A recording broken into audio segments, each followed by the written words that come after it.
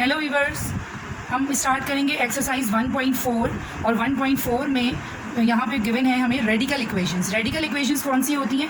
Those equations which contain the radical terms are called the radical equation. अब चाहे वो पूरी इक्वेशन पे रेडिकल का साइन हो या सिर्फ एक टर्म जो है वो रेडिकल का हो, बस अगर इस इक्वेशन में रेडिकल मौजूद है तो फिर ये रेडिकल इक्वेशन कहलाएगी। ठीक है जी। अब हम देखेंगे कि how we can solve these radical equations. तो सोल्यूशन का तरीका ये होगा कि हम सबसे पहले we need to remove this radical, क्योंकि हमें इसको सॉल्व करवाना है। सॉल्व का मतलब है कि we need to calculate the value of x. हमें यहाँ से रेडिकल को रिमूव करना है ताकि हम एक्स को बाहर निकालें and then we can solve it easily. तो रेडिकल को रिमूव करने का तरीका ये होगा कि we will be squaring it on both the sides. तो यहाँ पर भी स्क्वायर होगा, पूरी इक्वेशन पे स्क्वायर लिया जाएगा और राइट हैंड साइड पे भी हम स्क्वायर लेंगे। तो अब ये स्क्वायर इस रेडिकल को कैंसिल करवा देगा and on right hand side we will be only getting 7x + 16। और यहाँ पर देखिएगा लेफ्ट हैंड साइड पे यू कैन सी कि यहाँ a + b होल स्क्वायर के फॉर्मूला से हम इसको एक्सपेंड करवाएंगे। तो a + b होल स्क्वायर का फॉर्मूला क्या होता है? a² + 2ab + b²। तो ये बन जाएगा 4x²। This will be 2 2 4 and 4 5 20x and 5² is 25 and here it will be 7x + 16। हमें सॉल्व करवाना है x के लिए, so we have to move all the terms to one side. I will be moving all the terms to left hand side.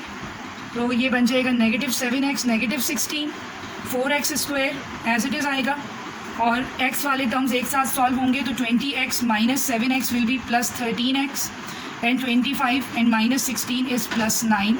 Constant के साथ solve होंगे x वाले terms x के साथ। So here we are getting regular quadratic equation, जिसके लिए हमारे पास 3 methods हो सकते हैं सोल्यूशन के फर्दर। मिडिल टर्म ब्रेकिंग यानी फैक्टर मेथड या फिर क्वाड्रेटिक फार्मूला मेथड और कंप्लीटिंग दी स्क्वायर मेथड। तो मैं सबसे पहले फैक्टर को ट्राई करूँगी। तो यहाँ पे देखें कि 4x² और 9 यानी फर्स्ट और लास्ट टर्म का प्रोडक्ट लेंगे तो ये आ रहा है हमारे पास 36x²। अब 36x² को हमने इस तरह से ब्रेक करना है दो टर्म्स में कि जब हम इन दो टर्म्स को ऐड सब्ट्रैक्ट करवाएं तो पॉजिटिव 13x आए, और जब हम इन दो टर्म्स को दोनों फैक्टर्स को मल्टीप्लाई कराएं तो we should get 36x²।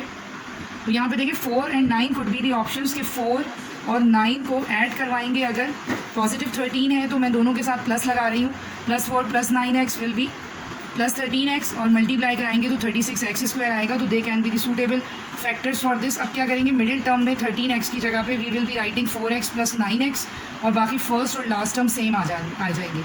First 2 terms में से कॉमन लेंगे, 4x कॉमन है, यहाँ बचेगा x + 1। इन दोनों टर्म्स में से कॉमन लेंगे, 9 कॉमन आएगा और यहाँ पे भी अगेन बचेगा x + 1। अब इस पूरे दोनों टर्म्स में से 2 टर्म्स हमारे पास बन गए हैं। पहले 4 टर्म्स थे, कॉमन लेके 2 टर्म्स बन गए हैं। दोनों टर्म्स में x + 1 कॉमन है, सो x + 1 को कॉमन निकालेंगे तो हमारे पास रिमेनिंग बचेगा 4x + 9 = 0। ये 2 फैक्टर्स बन गए। दोनों फैक्टर्स को अलग अलग 0 के इक्वल इक्वेट करेंगे and then we will calculate the value of x। ये +1 है, इधर जाएगा इट विल बी -1। यहाँ पे दिस इज़ +9, अदर साइड पे जाएगा -9 और 4 नीचे क्रॉस मल्टीप्लाई होगा तो x की ये हमारे पास इस तरह 2 वैल्यूज़ आ गई हैं, -1 एंड -9/4 और हमारा सोल्यूशन सेट बनेगा -1 and -9/4। That is the required answer.